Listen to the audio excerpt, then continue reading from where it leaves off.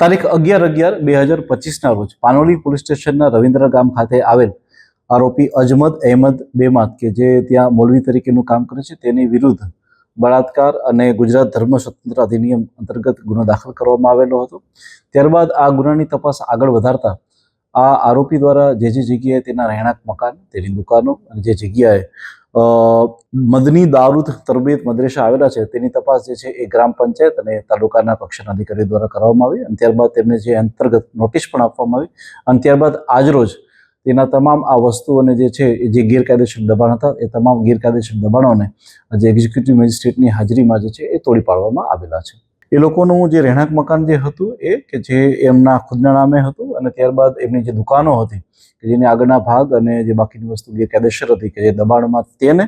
અને ત્યારબાદ મદની દારૂ તરબિયતના જે આગળનો ભાગ કે જેણે ગેરકાયદેસર રીતે બનાવેલો હતો આ તમામે તમામ વસ્તુઓને આજે રોજ જે છે